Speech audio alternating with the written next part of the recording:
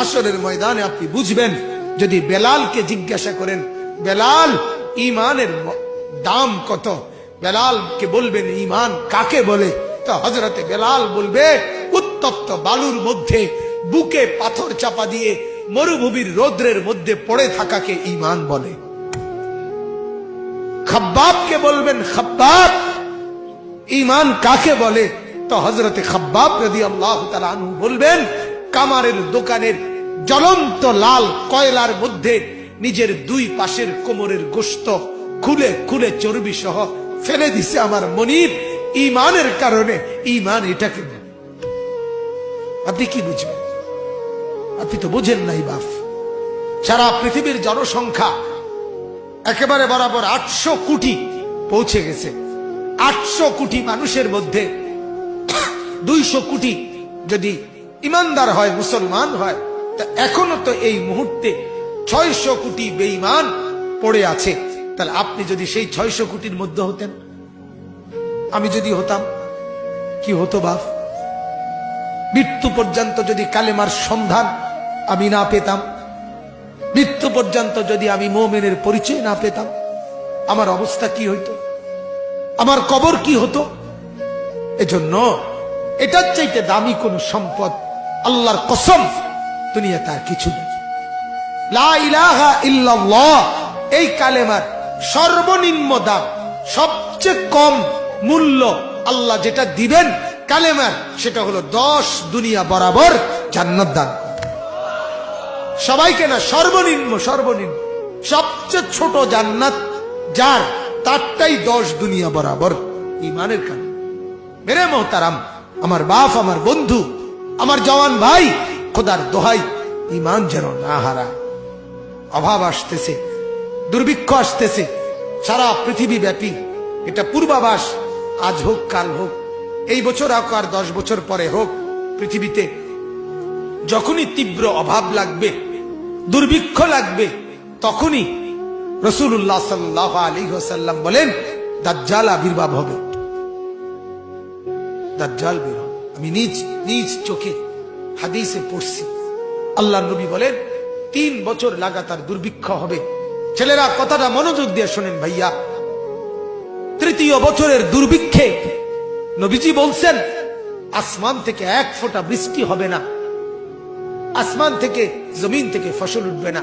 এজন্য হাত ধরে বলি ভাইয়া, চতুর্দিকের এই দুর্ভিক্ষে, অভাব, পেরেশানি আর অস্থিরতা, আজ হোক কাল হোক, এটা পূর্বাভাস।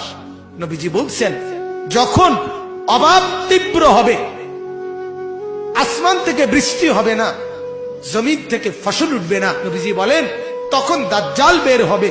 ওয়া মাআহু লাহমুন ওয়া খুবুজুন ওয়া নাহরুম মিন মাইন। দাজ্জালের কাছে গোশত থাকবে, রুটি থাকবে, পানির নহর থাকবে। দাজ্জাল বলবে তার বাহিনীরা, ইহুদিরা, দাজ্জালের বাহিনীরা, দাজ্জালের সাথে বেঈমানরা বলবে গোশত নাও, রুটি নাও, পানি নাও, বিনিময়ে ঈমান দিয়ে দাও, এরে খোদা মনে করো, এরে খোদা বানায় নাও। আরে বাপ, আমি কেমনে বললে বুঝতেন? আমার তো মন চায় পায়ে ধরে ধরে ছেলেদেরকে বলি, যুবকের হাতে ধরে ধরে বলি, এরে বাপ, আল্লাহর দোহাই তোর এই উলঙ্গ ছবি দেখা, নাচ দেখা, মোবাইলের ছবি দেখা, জিনা আর বেবিচারের এই দৃশ্য গোটা দুনিয়ার মানুষকে কষ্ট দিবে বাপ।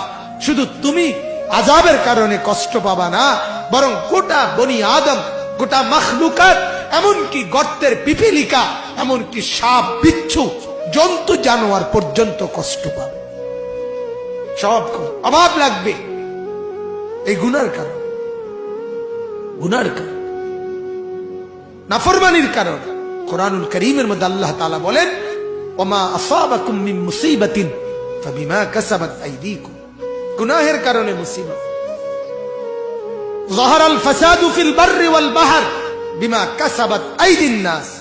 গুনাহের কারণে আমাদের মা আর বোনদের হাঁটা চলা দেখেন না বাপ, বাজার, মার্কেট, শপিং, রেস্তোরাঁ, কফি হাউস, ক্যাফে, বিনোদন কেন্দ্র, পার্ক, মা আর বোনদের পাগল হয়ে গেছে, পাগল, বেসামাল। এই অল্প কিছু মোল্লা মৌলবী, অল্প কিছু মসজিদ মাদ্রাসা, এগুলা যদি বুলডোজার দিয়া এগুলা যদি ধ্বংস করে সমান করে দিতে পারত, তো এদেশের রাস্তায় রাস্তায় উলঙ্গ যুবক আর যুবতী জিনার ব্যভিচার করত। শুধু ঝামেলা এই মোল্লারা, এই মোল্লা এগুলা ঝামেলা, এগুলার কারণে পারে না, এটাই করতে। হ্যাঁ, সেদিন বেশি দূরে না, সেদিন বেশি দূরে না, রাত নাই দিন নাই, সারা রাত আপন মার ঘরে, বাবার ঘরে, যে ঘরে মা বাপ থাকে, সেই ঘরে নিজের ছেলে মেয়ে যদি সারা রাত উলঙ্গ ছবি দেখে, সে জাতি ধ্বংস হইবার বেশি দিন আর নাই, বেশি দিন আর নাই। আমার বাপ, আমি বক্তা না, আমি কণ্ঠের জাদুকর না, আমি সুরওয়ালা কেউ না, আমি এক ফেরিওয়ালা, এক ফেরিওয়ালা আমি, যার কলিজা ভরা ব্যথা, অস্থিরতার পেরেশানি। আমার গলা আজকে তো একটু কথা বলতে পারছি, আমি গত 3-4 দিন আগে কথাই বলতে পারতেছিলাম না। আমার একজন সাধারণ মানুষ বড় মহব্বত করে, উনি আমার একটা সান্ত্বনা দিছে, কয় যে হুজুর, আল্লাহর কথা বলতে বলতে গলা ভাঙ্গে গেছে, কোনো অসুবিধা নাই, আল্লাহর কথা বলতে বলতে আবার ঠিক হয়ে যাবে। আমি বলছি, চাচা, লক্ষ টাকার ঔষধ এটা, আপনার এই কথাইটা। হ্যাঁ, মালিকের কথা বলতে বলতে। কত মানুষ, তাহলে এই জন্য বাপ, হালাত কোথায় আমাদের? ইমানের কদরটুকু আমরা করলাম না ভাইয়া, ইমানের কদর করলাম। আমি যে মুসলমান,